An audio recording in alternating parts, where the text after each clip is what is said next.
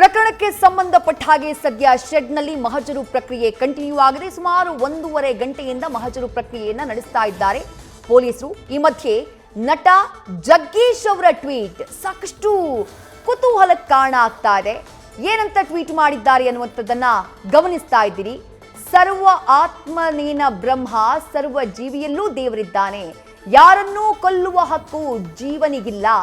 ಕರ್ಮ ಜೀವನದ ಹಿಂದೆ ಹಿಂಬಾಲಿಸುತ್ತದೆ. ಅವನ ಪಾಪ ಕರ್ಮ ಅವನನ್ನ ಸುಡುತ್ತದೆ. ಕಲಿಯುಗದಲ್ಲಿ ದೇವರು ಕಲ್ಲಲ್ಲ, ಎಲ್ಲ ಕರ್ಮಕ್ಕೂ ತಕ್ಷಣ ಫಲಿತಾಂಶ ಉಂಟು. ರಾವಣಾಗೋ, ರಾವಣನಾದರೆ ಅಂತ್ಯ ಎಂದಿದೆ ಸನಾತನ ಕೃತಿ. ಮದಕ್ಕೆ ಕಾರುಣ್ಯದ ಅರಿವಿಲ್ಲ ಅಂತ ಹೇಳಿ ಟ್ವೀಟ್ ಅನ್ನ ಮಾಡಿದ್ದಾರೆ. ಮಾರ್ಮಿಕವಾಗಿ ಟ್ವೀಟ್ ಅನ್ನ ಮಾಡಿದ್ದಾರೆ ನವರಸ ನಾಯಕ ಜಗ್ಗೇಶ್. ಯಾವಾಗ ಮಾಡಿರೋ ಟ್ವೀಟ್ ಇದು? ನಟ ದರ್ಶನ್ ಅವರು ಅರೆಸ್ಟ್ ಆದಂತಹ ನಂತರದಲ್ಲಿ ನಿನ್ನೆ ನವರಸ ನಾಯಕ ಜಗ್ಗೇಶ್ ಅವರು ಮಾಡಿರುವಂತಹ ಟ್ವೀಟ್. ಅವರ ಈ ಟ್ವೀಟ್ ಸದ್ಯ ಸೋಷಿಯಲ್ ಮೀಡಿಯಾದಲ್ಲಿ ಬಹಳ ದೊಡ್ಡ ಮಟ್ಟದಲ್ಲಿ ಚರ್ಚೆಗೆ ಗ್ರಾಸ ಆಗ್ತಾ ಇದೆ. ಯಾಕಂದ್ರೆ ಕೆಲವೊಂದಿಷ್ಟು ಸಾಲುಗಳು ಅದರಲ್ಲಿ ಹಾಗಿವೆ. ಸರ್ವ ಆತ್ಮನೇನ ಬ್ರಹ್ಮ, ಸರ್ವ ಜೀವಿಯಲ್ಲೂ ದೇವರಿದ್ದಾನೆ. ಯಾರನ್ನೂ ಕೊಲ್ಲುವ ಹಕ್ಕು ಜೀವನಿಗಿಲ್ಲ. ಕರ್ಮ ಜೀವನದ ಹಿಂದೆ ಹಿಂಬಾಲಿಸುತ್ತದೆ. ಅವನ ಪಾಪ ಕರ್ಮ ಅವನನ್ನ ಸುಡುತ್ತದೆ. ಕಲಿಯುಗದಲ್ಲಿ ದೇವರು ಕಲ್ಲಲ್ಲ, ಎಲ್ಲ ಕರ್ಮಕ್ಕೂ ತಕ್ಷಣ ಫಲಿತಾಂಶ ಉಂಟು. ರಾವಣಾಗು, ರಾವಣನಾದ್ರೆ ಅಂತ್ಯ ಎಂದಿದೆ ಸನಾತನ ಕೃತಿ. ಮದಕ್ಕೆ ಕಾರುಣ್ಯದ ಅರಿವಿಲ್ಲ ಅಂತ ಹೇಳಿ ಹಿರಿಯ ನಟ ಜಗ್ಗೇಶ್ ಟ್ವೀಟ್ ಅನ್ನ ಮಾಡಿದ್ದಾರೆ. ನಟ ಜಗ್ಗೇಶ್ ಅವರ ಟ್ವೀಟ್ ಈಗ ಚರ್ಚೆಗೆ ಗ್ರಾಸವಾಗಿದೆ. ದರ್ಶನ್ ಅವರು ಅರೆಸ್ಟ್ ಆದಂತಹ ನಂತರದಲ್ಲಿ ಅವರಿಗಾಗಿಯೇ ಈ ಟ್ವೀಟ್ ಅನ್ನ ಮಾಡಿದ್ರ, ಅವರನ್ನ ಉದ್ದೇಶಿಸಿಯೇ ಈ ಟ್ವೀಟ್ ಅನ್ನ ನಟ ಜಗ್ಗೇಶ್ ಅವರು ಮಾಡಿದ್ರ ಅನ್ನುವಂಥ ಚರ್ಚೆಗಳಾಗ್ತಾ ಇವೆ. ಈ ಹಿಂದೆ ಒಂದು ಘಟನೆ ನಡೆದಿತ್ತು. ಒಂದು ಕಹಿ ಘಟನೆಯನ್ನ ಎದುರಿಸಿದ್ರು ನಟ ಜಗ್ಗೇಶ್ ಅವರು. ಡೀಟೇಲ್ಸ್ ನಮ್ಮ ಪ್ರತಿನಿಧಿ ಲೋಕೇಶ್ ನೀಡ್ತಾ ಹೋಗ್ತಾರೆ. ಲೋಕೇಶ್, ದರ್ಶನ್ ಅವರು ಅರೆಸ್ಟ್ ಆದಂತಹ ಬೆನ್ನಲ್ಲೇ ಜಗ್ಗೇಶ್ ಅವರು ಮಾಡಿರುವಂತಹ ಟ್ವೀಟ್ ಪರೋಕ್ಷವಾಗಿ ಅವರನ್ನೇ ಕುಟುಕಿದ್ರ ಅನ್ನುವಂಥ ಪ್ರಶ್ನೆ ಮೂಡುತ್ತೆ. ಅದರ ಜೊತೆಗೆ ದರ್ಶನ್ ಅವರ ವಿಚಾರವಾಗಿ ಒಂದು ಕಹಿ ಘಟನೆಯನ್ನ ಎದುರಿಸಿದ್ರು ಜಗ್ಗೇಶ್ ಅವರು. ಅದು ಕೂಡ ಈಗ ನೆನಪಾಗ್ತಾ ಇದೆ. ಲೋಕೇಶ್, ಖಂಡಿತ ವಿದ್ಯಾ. ಅಂತಂದ್ರೆ ದರ್ಶನ್ ಅವರು ಬಂಧನ ಆದ ನಂತರದಲ್ಲಿ ಅಂದ್ರೆ ಮಧ್ಯರಾತ್ರಿ ಹೊತ್ತಿಗೆ ಜಗ್ಗೇಶ್ ಅವರು ಈ ಟ್ವೀಟ್ ಅನ್ನ ಮಾಡ್ತಾರೆ. ಆ ಟ್ವೀಟ್ ಅನ್ನು ನೋಡ್ತಾರೆ, ಸಾರಾಂಶವನ್ನು ನೋಡ್ತಾರೆ.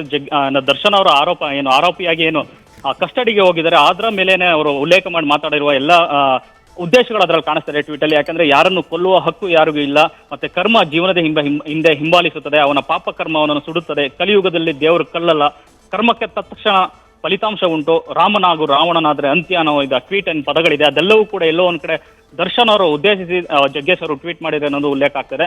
ಮತ್ತೆ ದರ್ಶನ್ ಅವರು ಮತ್ತೆ ಜಗ್ಗೇಶ್ ಈ ವಿಚಾರದಲ್ಲಿ ಅಂದ್ರೆ ಅವ್ರ ಮಧ್ಯದಲ್ಲಿ ಆಗಿಂದಾಗೆ ಏನು ವಿವಾದಗಳಾಗಲಿ ಅಥವಾ ಮನಸ್ತಾಪಗಳೇ ಇದೇ ಮೊದಲೇನೆಲ್ಲ ಸಾಕಷ್ಟು ಸಾರಿ ಆಗಿತ್ತು. ಯಾಕಂದ್ರೆ ಇಂದ್ರಾ ಸಿನಿಮಾದಲ್ಲಿ ಒಟ್ಟಿಗೆ ನಟಿಸಿದಂತ ಸಂದರ್ಭದಲ್ಲಿ ಅವರ ಸಿಕ್ಕರ ಮನಸ್ತಾಪವನ್ನು ಉಂಟಾಗಿರುತ್ತೆ. ಆ ನಂತರದಲ್ಲಿ ಯಾವುದೋ ಒಂದು ಫೋನ್ ಕಾಲ್ ವಿಚಾರದಲ್ಲಿ ಆಡಿಯೋ ಒಂದು ಲೀಕ್ ಆಗಿರುತ್ತೆ. ಆ ಆಡಿಯೋನಲ್ಲಿ ಜಗ್ಗೇಶ್ ಅವರು ದರ್ಶನನ್ನು ಉದ್ದೇಶಿಸಿ ಏನೋ ಒಂದು ಕೆಟ್ಟದಾಗಿ ಮಾತಾಡಿದ್ರೆ ಅನ್ನೋ ವಿಚಾರ ಹೊರಗಡೆ ಬರುತ್ತೆ. ಆ ನಂತರದಲ್ಲಿ ತೋತಾಪುರಿ ಅನ್ನೋ ಸಿನಿಮಾದ ಶೂಟಿಂಗ್ ನಡೀತಿರೋದು ಅದೇ ಸ್ಪಾಟ್ಗೆ ಹೋಗಿ ಏನು ಪ್ರತಿಭಟನೆಯನ್ನ ಮಾಡ್ತಾರೆ. ಜಗ್ಗೇಶ್ ಅವರನ್ನ ಕೂರಿಸ್ಕೊಂಡು, ಯಾಕಂದ್ರೆ ಹಿರಿಯ ಕಲಾವಿದ ಅವರನ್ನ ಮುಂದೆ ಕೂರಿಸ್ಕೊಂಡು ಪ್ರತಿಭಟನೆಯನ್ನ ಮಾಡಿ ಕ್ಷಮೆ ಕೇಳಬೇಕು ಅಂತ ಪಟ್ಟು ಹಿಡಿದಿರ್ತಾರೆ. ಈ ಒಂದು ನೇತೃತ್ವವನ್ನು ಏನು ಈ ಆರೋಪಿಯನ್ನು ಏನು ಹೇಳಿದ್ದಾರೆ ಈಗಿರುವಂತ ಪ್ರಕರಣದಲ್ಲಿ ನಾಗರಾಜು ಅವರು ಕೂಡ ಅದರಲ್ಲಿ ನೇತೃತ್ವವನ್ನು ವಹಿಸಿರ್ತಾರೆ. ಯಾಕಂದ್ರೆ ಜಗ್ಗೇಶ್ ಅವ್ರನ್ನ ಹಿರಿಯ ನಟನನ್ನ ಕೈಕಟ್ಟಿ ಕೂರಿಸಿ ಇದೆಲ್ಲ ತಪ್ಪು ಕ್ಷಮೆ ಕೇಳಬೇಕಂತ ಅಂದ್ಬಿಟ್ಟು ಗೆರವನ್ನ ಹಾಕಿರ್ತಾರೆ.